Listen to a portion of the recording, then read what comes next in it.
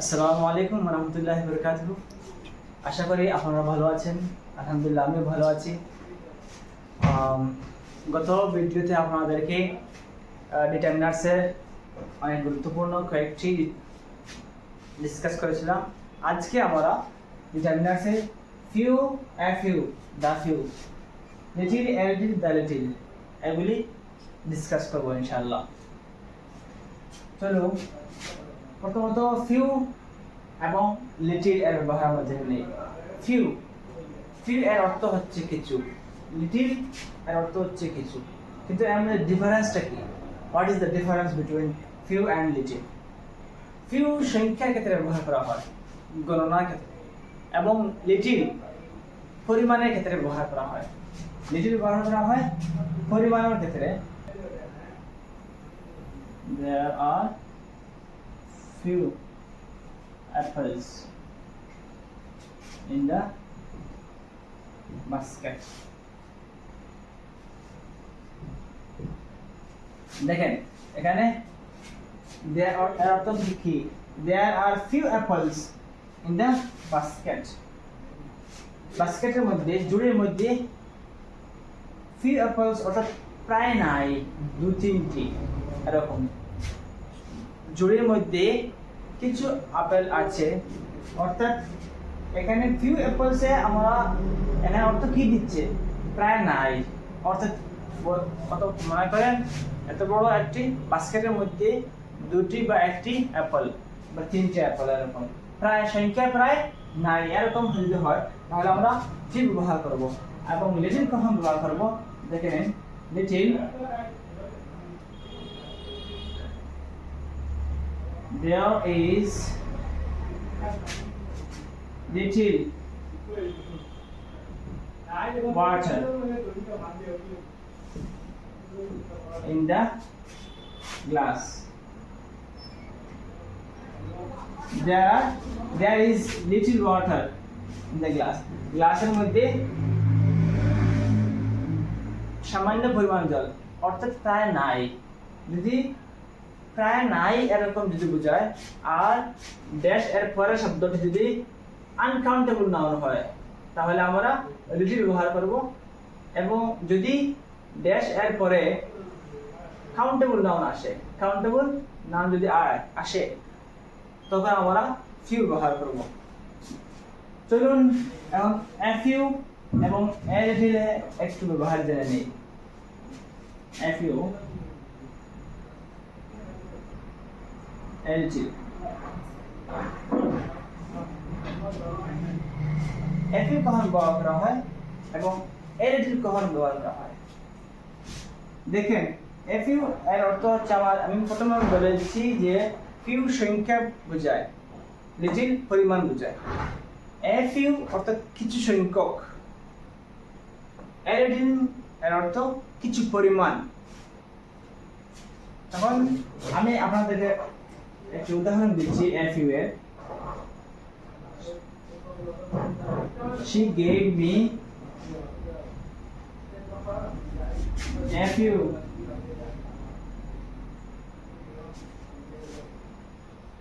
orange.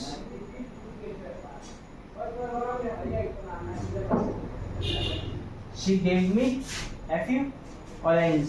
এর অর্থ কি? তিনি আমাকে কিছু অরেঞ্জ দিয়েছেন। অর্থাৎ আমরা ইমাজিনারি ধরে নেব যে 7-8টি 5-6টি অ্যাপলস দিয়েছেন, তিনি আমাকে কিছু অ্যাপল দিয়েছেন, প্রায় নাই। যদি তিনি একটি বা দুটি অ্যাপল দিতেন তাহলে আমরা ফিউ ব্যবহার করলাম। মানে তো ওখানে আমরা বুঝে নিচ্ছি যে তিনি আমাকে কিছু আপেল দিচ্ছেন, তাই আমরা এফিউ ব্যবহার করছি। এবং লিটিল কখন ব্যবহার করবেন? যদি পরিমাণে কিছু আছে বোঝায় তখন আমরা লিটিল ব্যবহার করবো। যেমন একটা এক্সাম্পল দিই, I have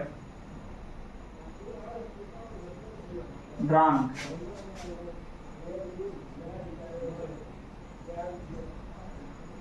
a little water.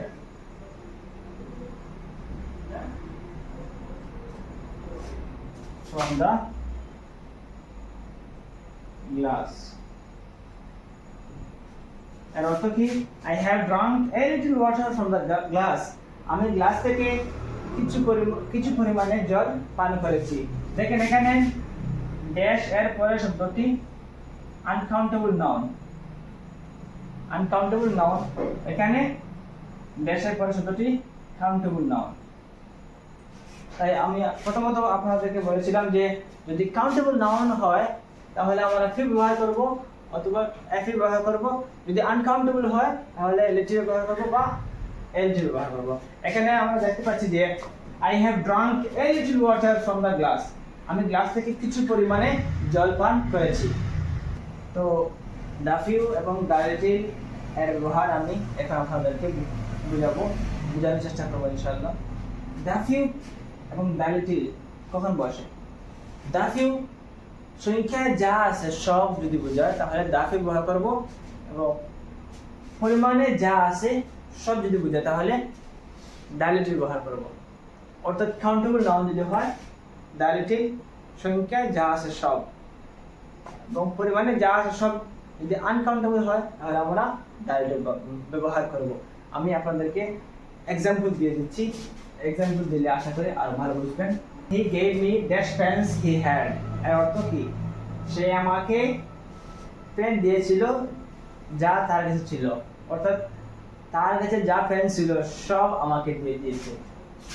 এখানে সংখ্যা বলেছে, পেন্স সংখ্যা, তারপরে he had, অর্থাৎ তার কাছে যা ছিল সব কলম আমাকে দিয়েছে। এরকম যদি বোঝায় যা আছে তা, আমরা ফি ব্যবহার করব। অর্থাৎ প্রথমত আপনারা দেখে নেবেন যে ড্যাশ এর পরে শব্দটা যদি কাউন্টেবল নাউন হয়, কি হয়? যদি কাউন্টেবল নাউন হয় তারপরে যদি সাবজেক্ট আছে, তারপর কোনো ভার্ব। অর্থাৎ যদি আমরা I had, he had, he has, I have, যদি এরকম থাকে সাবজেক্ট প্লাস ভার্ব, বিভার্ব বা মেইন ভার্ব যদি আমরা এখানে আলাদাভাবে পেয়ে যাই তখন আমরা শিওর হব যে হয় ফিউ হবে, দা ফিউ হবে, আনলে দা লিটল হবে। তো দা ফিউ হবে না দা লিটল হবে আমরা বুঝবো কি হবে? এই যে নাউন ড্যাশের পরে যে শব্দটার নাম যদি হয় সেটা কাউন্টেবল নাউন যদি হয় তাহলে আমরা দা ফিউ ব্যবহার করব।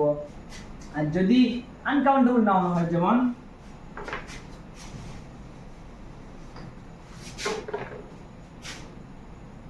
I gave my father dash money I had. I gave my father dash money I had. আমার কাছে যা টাকা ছিল সব আমি আমার বাবাকে দিয়েছি।